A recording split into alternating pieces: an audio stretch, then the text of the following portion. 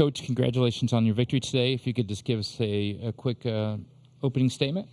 Yeah, heck of a game. Two really, really good teams. Have a lot of respect for Brian O'Connor and Virginia. They've been so good for so long. That's a testament to him and his coaches and obviously the players. We've had so many battles against them, so I wasn't surprised that we had another one. I was really excited for our players when I looked up there and saw all of our fans that have traveled. Our chancellor's out here, some of our biggest alumni, some of the former players, a ton of former players. Our athletic director, Coach Fox, was here, which obviously really special to me, and people that have really given a ton to our program, got out here to support these guys. And then, I thought the first inning, the story of the game was the strikeout against Didowick. I think if they score right there or have a big inning, it's going to be tough in this ballpark, but our pitching did the same thing they've been doing. They kept us in striking distance. We played good defense. We made plays. And then, Jackson Vanderbrake. I mean, he's one of our captains.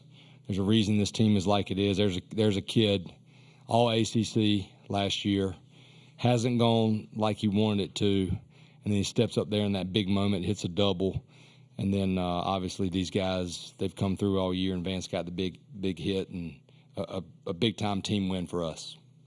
Great. Thank you very much. If you please raise your hand, we'll start with the first question right here. The first two right here. Michael Code, WCHL, chapelboro.com. Vance, can you just take me through your mindset in that final at-bat? Yeah, Coach Weirs had a really good approach for us, and, I just wanted to just go at it slow, just try to slow myself down, and, I got a good pitch 2-0 and kind of came out of it, and I got the same pitch 2-1 and stayed down.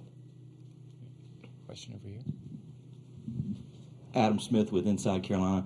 Casey, what was your view of the last at bat for Vance there, and just the outcome of it, and knowing how he sort of has, the knack for delivering in these type of moments? Like, what did you see when you were out there?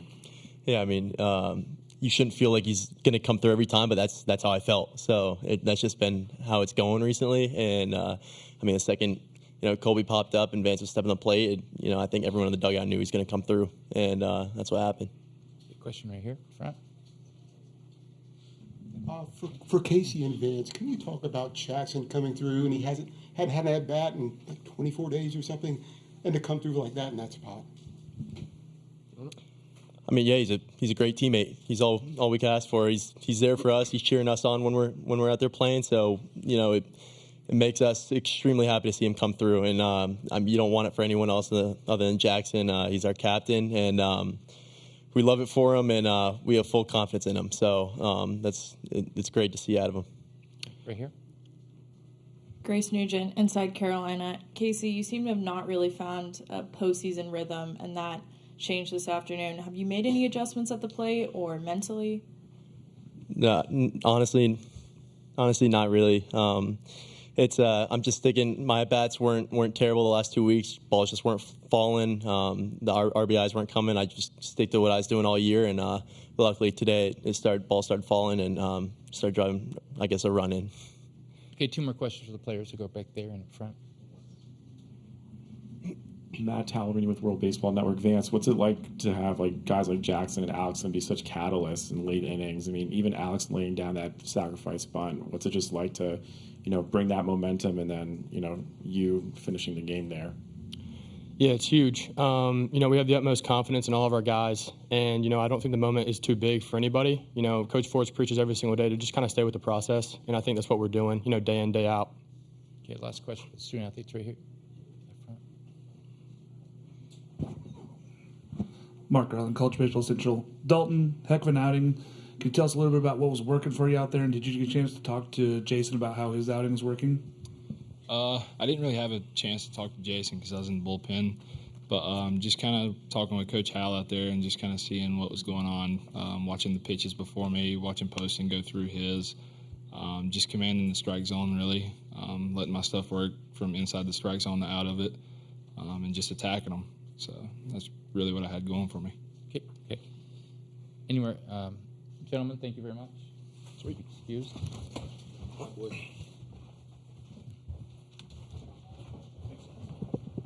That post in, boy.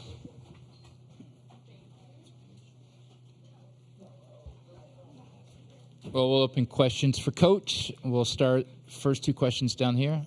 Then, Scott, I know in the past when you're pinch hitting, normally you'll go to Johnny like you did against LSU in Game 7. What was it about the matchup that made you go with Vandy this time? Was it just the pitcher?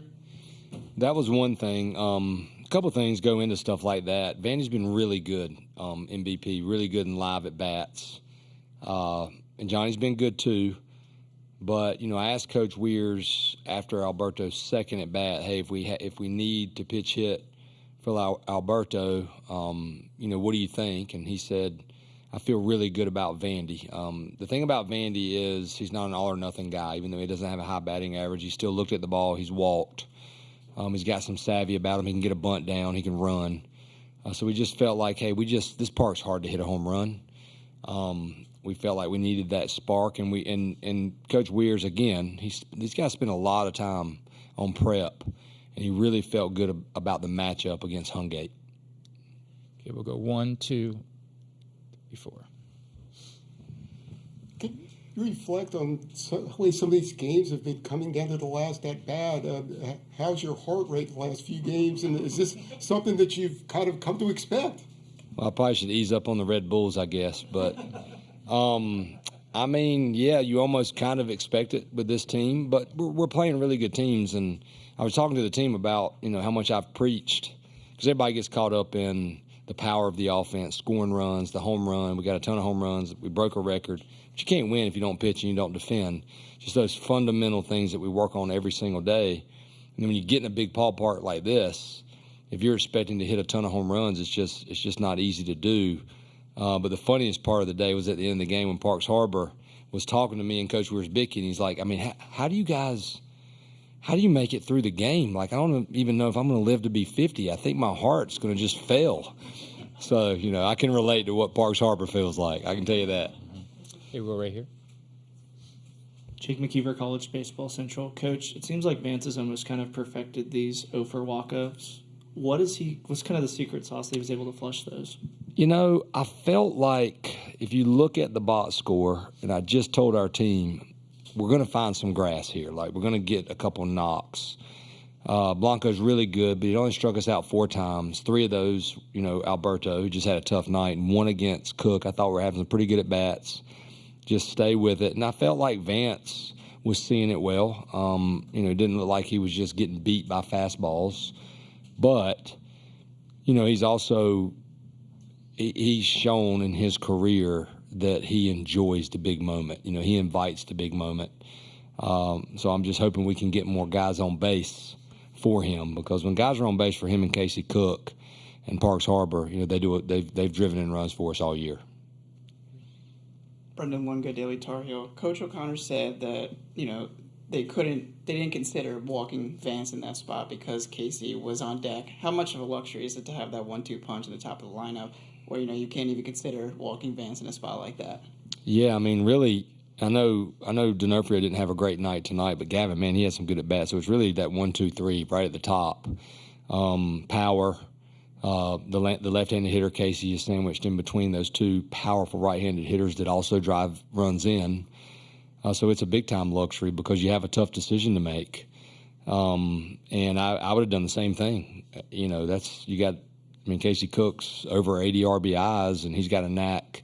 He's got the biggest knack for driving in runs on our team. So it's a good feeling when I'm coaching third base because I'm always trying to get back to the top of the order. Okay, we have a question in the back, and then we have a question over here and down here. Hi, Coach Forbes. Peter Burnett, Daily Nonpareil here in Council Bluffs. You mentioned the strikeout in the first inning as being kind of the story of the game. In the third inning as well, I think they had runners on second and third and only got a run out of it.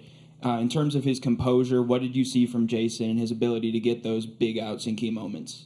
That's why he's so impressive.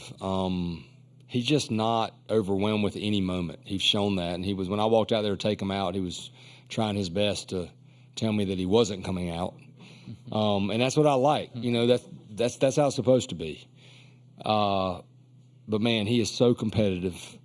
And he's one of those guys, Alex White they remind me a lot of each other. When he gets in some trouble, he can reach back a little bit. He can reach back and get that fastball. That's a really good hitter that he struck out right there in that big situation when he knew a fastball was coming because, his command wasn't where it needed to be yet with the off speed.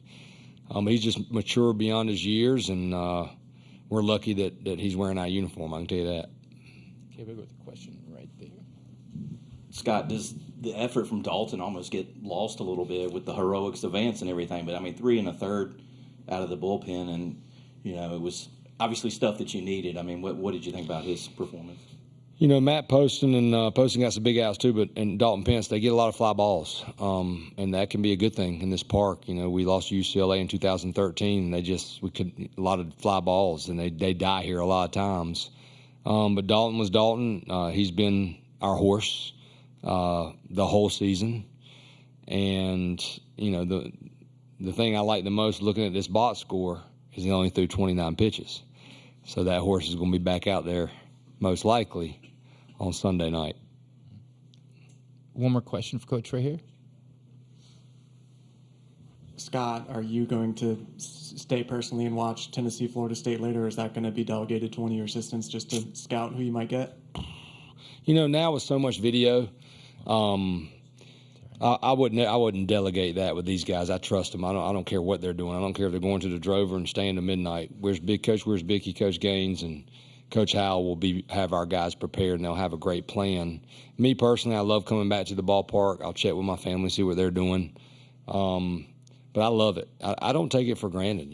This is a special place. I remember the first time driving up that hill at the old stadium, just being like, I can't believe this is happening. It's basically how I feel when I come up here as a head coach. It's like, is this even real? So I'll probably go back and sit down and give me maybe 2 dozen of those mini donuts and enjoy a ball game.